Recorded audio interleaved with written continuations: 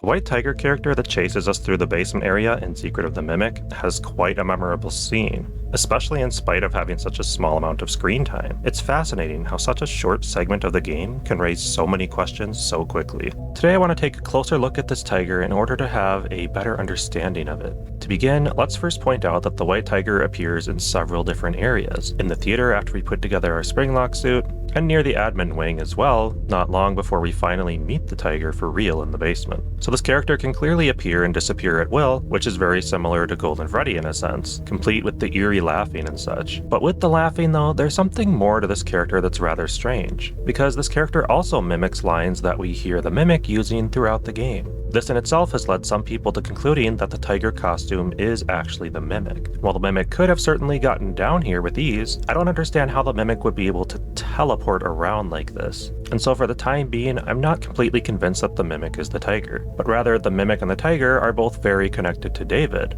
The tiger being David's beloved plush and the Endo being close to David before his death, both characters were greatly loved by David. I know it might seem odd that David and the Mimic Endo were close like family, but seeing this picture in the Murray household with them overlooking the factory on the hill really sealed the deal for me. But if you need additional evidence, we also know the Mimic would wear costumes for David, and in David's hideout, he also has drawings of these same characters that the Mimic would have dressed up as. Lastly, in David's room, we find another precious drawing of David and the Mimic Endo happy together. And then obviously at some point, the Mimic takes on the Fiona persona or is possessed or whatever you think it might be. So I am very convinced that these two share a special bond. We also hear lines such as, which is clearly David talking to the Mimic as he doesn't have any other friends. So we know that David is a lonely child seeking time with his beloved parents, but that's just not something that's going to happen for him. He's not going to get that. So instead he befriends this Mimic character that his dad made for him. At first he's actually scared of the character, but it clearly becomes an important part of his remaining life. The robot is essentially taking the place of what should have been his parents and friends. The memories and emotions that David has with this robot then might actually be pointing us back to the idea of remnant, which would essentially link David to this Endo even after his death, possibly even possessing the thing. This explains why the Mimic starts acting like David, which unfortunately Edwin is not too happy about, and this mimicking bot causes Edwin to snap, and so he destroys the Mimic the best he can. And if David is in some way possessing the Mimic, then this is a very tragic moment. And as he's destroying the Mimic, he's infusing it with his own agony, which ultimately causes the Mimic to lash out later in life. One thing that we tend to forget about agony though that I want to bring up is that as far as the books explain it, is that even if something is motionless, for example the Endo from Fazbear Frights, as long as it has any kind of intelligence, even an artificial one,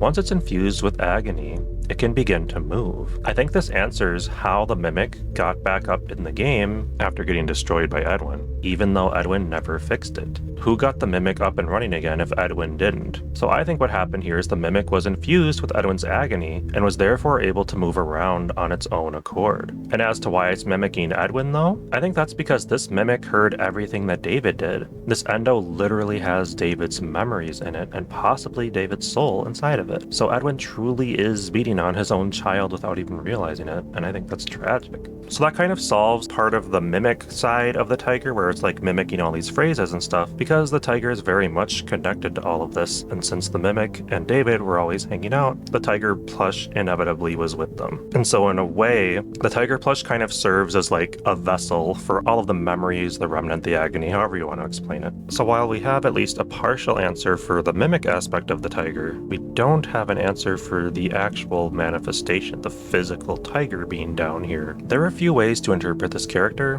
but the one that I currently think makes the most sense is that since Tiger was David's most beloved plush of all, his most special belonging, that this is essentially how David represents himself after death. Whether he's aware of it or not, I don't know, but it's very much a similar idea as Golden Freddy is, but with one big potential problem. Okay, so if a child dies and then haunts an area after death, and they are represented after death by their favorite plush toy, wouldn't that mean that Golden Freddy is a representation of that dead child's favorite plush toy? Do you kind of see where I'm going with this? That would imply that Golden Freddy is possessed by the crying child, because the crying child is the one that always had this Golden Freddy plush. Or is that kind of a stretch of a conclusion? Because in some ways it almost seems like Crying Child was more fond of the other plushies and not necessarily the Golden Freddy, but since Golden Freddy went with him everywhere, whether he wanted to or not, that's what he ended up possessing. And I may be completely misunderstanding, but if we came to that conclusion about White Tiger, then you'd think we could make the same conclusion about Golden Freddy. I really don't like jumping to that quick of a conclusion though, because the circumstances of both of these characters is so vastly different. And to be honest, we don't even know if there was a physical tiger costume, whereas Golden Freddy it seems pretty clear that there was. There's a whole host of other things we could discuss as well, so we'll just touch on some of it.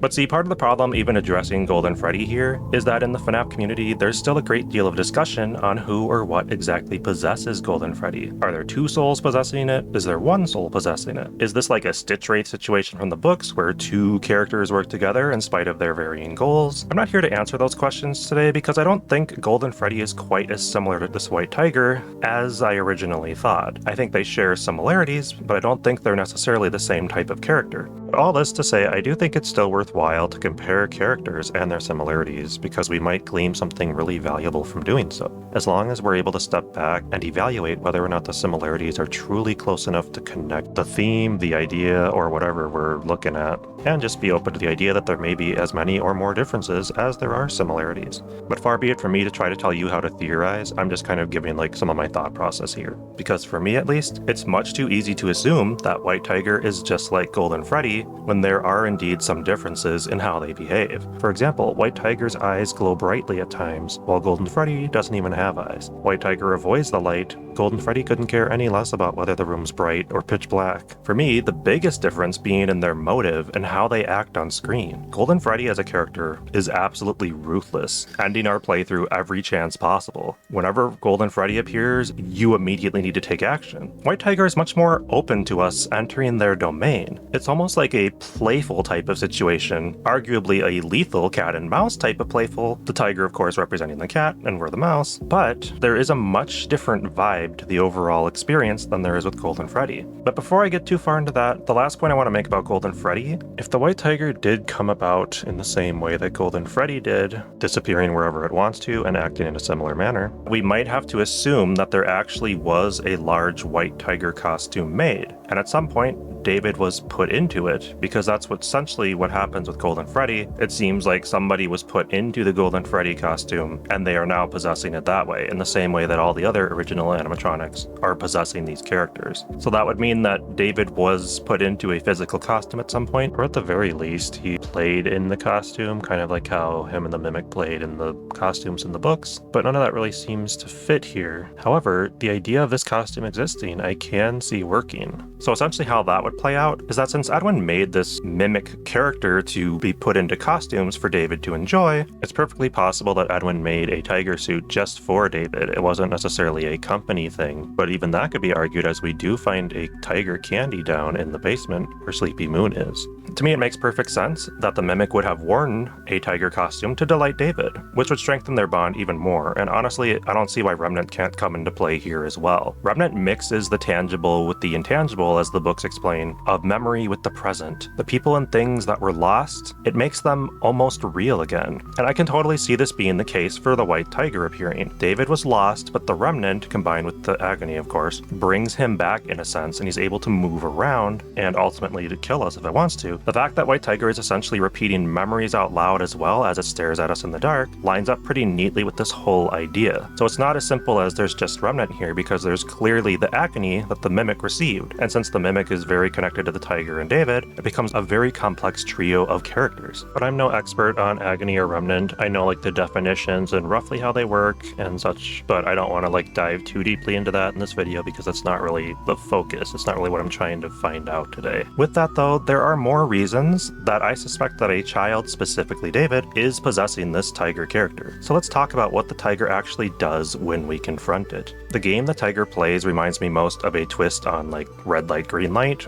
usually a kid's game type of thing, where one person faces away from everybody else and they say green light and they'll stand at a distance from the others. Essentially just think of the animatronic doll from Squid Games. And the others try to approach the person before that person can shout red light, where you automatically have to stop moving immediately, and if the person turns around and sees you move, then you're out. Tiger is playing a similar game here. We run to the light, Tiger pursues us, but stops when we're in the light. However, if we don't make it to the next light, we're going to lose because nothing is stopping the tiger from tagging us at that point. It's similar in the next part of the tiger's Fox chase, where we have the little nightlight glowwormy style star dudes, whatever you want to call them. The tiger will appear near us when we're carrying one, trying to tag us, but while we have that light, while we're holding that light, the tiger keeps its distance for the most part. But if we accidentally bump into the tiger or it sneaks up behind us without us seeing, then it's game over. All this to say that this whole section to me just seems like an eager child ready to play with someone. Child that never really got to have any fun adventures with any real people during his short lifetime. The last question that brings up though, is that in other FNAF games, the children always seem to have a reason for killing specific people. And since David is like before a lot of the events of FNAF that we're familiar with, what is the actual tiger's motive? Is this just an effect of having a tragic death and David's agony comes into play here and that's why he's still able to kill people? Did David actually die a death different than we assume? And maybe David's hostile towards Fazbear employees because maybe he got ran over by one? It could even be argued that the white tiger lashes out because it doesn't want to lose its home. I mean, heck, maybe that even ties into Security Breach where we see the sticky notes talking about like, this is my home and such. Maybe it doesn't want people to come through its turf. There are a lot of motives the character could have. I mean, heck, Arnold could have even ran the kid over when he was coming through dropping something off. And he's got something specifically against Arnold. Or maybe the tiger wants nothing to do with the light in the same way that Moon is physically hurt by the light in Security Breach and Ruin. Or maybe David is just a restless spirit that wouldn't have stuck around if Edwin hadn't beat up the Mimic. I feel like it's kind of a combination of some of those things, but pinpointing it to just one at this point is a little difficult. Now, the very last thing I want to mention before I wrap this up is the physical appearance of the white tiger itself. Unlike the tiger plush, this large white tiger's head sags to one side, almost like the neck has been snapped. Before the game released, I wondered if maybe the costume was slumping over because a child was inside of it instead of an endoskeleton. But it's perfectly possible as well that this is indeed trying to show us something a bit more gruesome. A child that has fallen to his death, been crushed, or has been mangled by a driving van. However you think David died, I think this works pretty well. It's essentially like symbolic imagery of what happened to David. But what do you think about all this? Because I think there's a lot here for us to discuss. And as far as a direct answer, I don't know that we have one. But I know this was like a little bit confusing, so to try to summarize kind of where I'm at with this whole thing, I do think that the Mimic is very much connected to the white tiger, because the white tiger is literally saying things that only the Mimic should have heard, unless David's literally still possessing the Mimic, which I think he is, at least in a sense. This animatronic Endo that Edwin beats the crap out of is still David, and that's why at the end, in the secret ending, we see it revert back to the David character, because David is still possessing that character, in a sense. Because here's the thing, if we accept the idea that David is possessing the white tiger, in my opinion, that goes hand in hand with the idea that David also possesses the Mimic Endo, because the tiger is spewing sentences that only the Mimic would have heard, because David died before Edwin beats up the Mimic, and one of the specific lines that the tiger repeats comes from this Edwin and Mimic confrontation, where Edwin says, "Stop,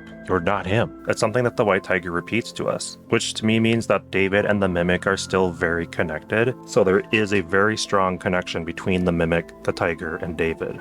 They're all very, very connected in my mind, even though they're still separate things, if that makes sense. And just food for thought that the white tiger also repeats a line that F10 says about, "I made it myself for David's special day." So depending on whether you think F10 is a separate Mimic from the David Mimic, you have a whole new can of worms that you've got to deal with. And so that's essentially where I'm at with this. If that makes things even more confusing, I apologize. That's just where I'm at with it, and to me it does make some sense. But I would love to hear your take on things, your perspective of how you see things here, because then I'll be able to learn a lot more. So if you have a comment or a thought about how you think this tiger character works, please let me know. I would love to hear it. Feel free to like, subscribe, etc. I just really appreciate having you, and have a fabulous day.